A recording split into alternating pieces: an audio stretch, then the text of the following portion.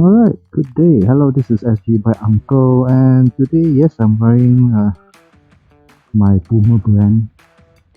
This is a brand that I think only the Boomers might recognize, and yeah, I don't think the company exists anymore. So today I'm on my way to Motorrad because they have the F900 launch, so I'm just going to go check out the model. And that's because this bike that I'm riding, my Honda CB400X, is its lifespan, I mean its COE, it's expiring next year in April. So there's still some time, but I guess it doesn't hurt to go shop around on what are the models out there that can potentially replace this. So yeah, so join me on this journey today. This short ride to Motorrad to check out the new F900. Yeah, so this Honda CB400X is my daily commuter bike. Kawasaki ZX4 RR is my happy ride. I ride it, I feel good. Not to say that this bike doesn't make me feel good. You know, to be honest, anytime you get to ride a bike, go out, it's a happy day, it's a great day. The Honda CB400X is such a versatile bike for me. It's like a no fuss. It's really back to basics kind of riding. Going to just stand to the side here and hide in the shade.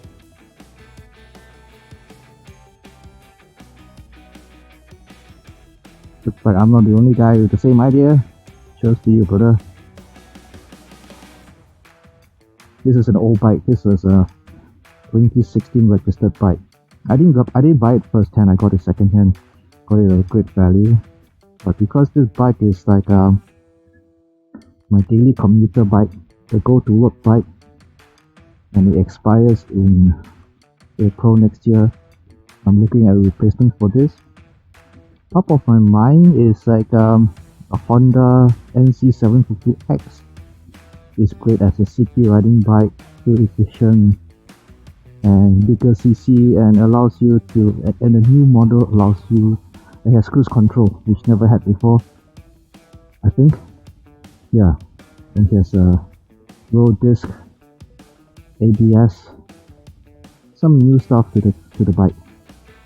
But I'm also like drawn by there's a lot of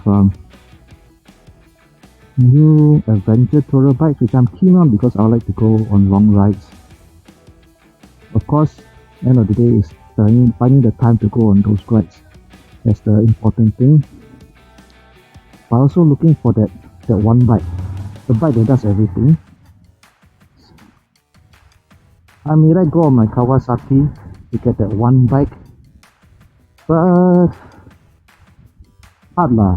That the Kawasaki inline 4 is not a super bike in the sense that not amazingly huge horsepower like for example the S1000 RR from BMW or the Hayabusa. But in Singapore, just riding around, having fun, can go across for a day trip or two over in Malaysia. Pun jadi, right? But it's but you want to go on a longer trip, like go to Thailand, wow, cannot lah. My back would become bengkok if I use that. So I'm looking at adventure tourer. Oh, I mean the BMW, which we'll see later, the R1300 GS. It's like the bike that has everything on it that you need, but at that kind of price. And then I'm also like reading reviews about how it is, how to say, a bit soulless. It can do everything, anything that you want, trail, road, tour, does it very well. But it just feels like German efficiency lah. And then the price, and you see something like Suzuki 1000 GX, which is like a very capable sports tourer, but somehow you feel that the service support you're going to get is not going compared to something like BMW. Motorrad has been like doing a lot of customer focused activities. I mean, to make the whole bike ownership journey a lot more fulfilling. But I don't get that, or I don't get a sense of that here in Singapore for Suzuki, for a lot of the other, I guess, the Japanese brands. I mean, when was the last time you heard of like adventure tours by one of the Japanese brands? Correct me if I'm wrong, tell me in my comments if you know of any distinct examples. I know Kawasaki has like overseas rides offered to customers, but you know, I haven't gone on one yet. I was intending to, but some other commitments made it not possible. Okay, so I know Kawasaki has that option, and of course I'm also looking at the Kawasaki versus 1100. That bike to me is sexy lah. I mean, if you look at social media, YouTube or whatever, some of the content creators they don't like the look, but I like it. Maybe it's the green that I like, but it's a tall bike as well.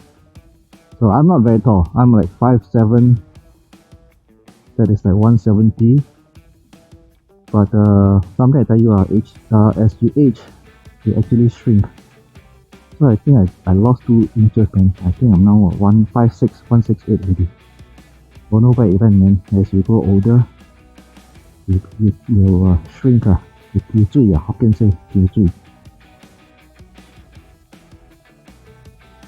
So I guess a little bit of tiptoe is fine, but cannot be too much where you're at the very tip of your toes and then you can't control the bike. That makes me uncomfortable. I don't feel safe for myself, for people around me, and my pillion as well lah. Not that I pillion a lot, in fact I hardly. My bikes to me are mostly single seated purposes. This guy just cuts in, they don't want to do a left turn, bro.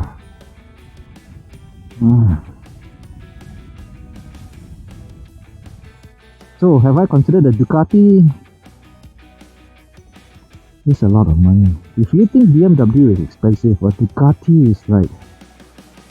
Then I was watching social media content the other day, then somebody had to replace a broken handguard for the Ducati, and the parts, everything came out to $1,000 already. That's a lot of money, man. The bike itself is not cheap. What about the Yamaha, the Tracer 9 GT Plus?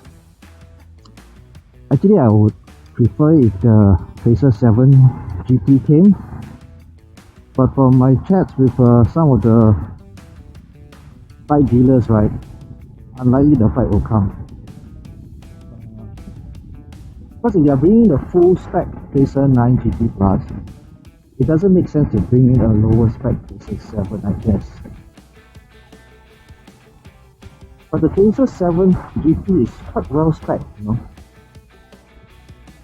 But the way the Singapore bike class system is, you're a class 2 and you can get huge CC. I don't know. I would definitely go for it. I would definitely consider it, but if the bike is not going to be available, then also no use, right? So Yamaha Tracer 9. The thing is about that bike is it feels very heavy, and the seat height is okay, bearable.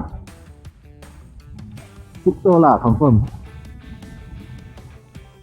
But Yamaha also, like a lot of dealers, authorized dealers, but you don't get a lot of lifestyle benefits from the authorized dealer here in Singapore.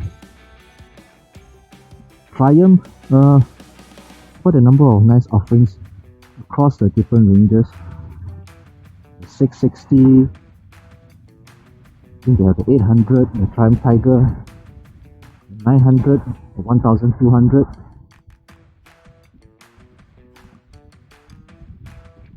But they have the Lifestyle Sport. I think Triumph in Singapore is brought in by DD Lifestyle. So I think they are into the whole lifestyle concept of bikes, community and so forth. But I'm just not convinced about the Triumph bike. I guess maybe because I haven't tried it. So maybe after I try it, I can get a better sense of it. But if let's say for me, it's like if I'm like traveling around the region. Let's say Singapore, Malaysia, Thailand. Yes, Singapore support is easy and good. But I don't know whether that support translates into maintenance and emergency repair support. Malaysian and Thailand, right? I'm not sure. Let me know if you know that no problem. Triumph they get any sort of support kind of thing. Yeah. What else? What other bikes? Honda, yeah. Africa Twin too tall for me. The NC750. Maybe it looks heavy though. I have a small little skinny frame, you know. The bike has to be. That's why the Honda NC750 is such a big draw. My only regret for it is like not enough power. It's a 750 and it has less power than my Kawasaki. Rather 制作细腻 cannot say because it's a parallel twin, because they are parallel twins with power.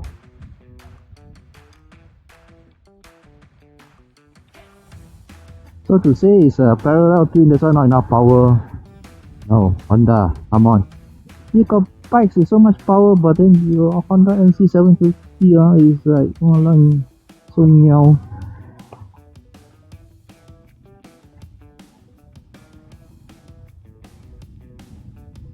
Okay, I'm almost at the end of my ride. Motorrad is on my left up. It is traffic light here on my left. So I shall end my video here. Hopefully this has been entertaining somewhat, some sorts. Let me know. Hope to see you guys soon on the roads. In the meantime, whenever you're riding, please stay safe.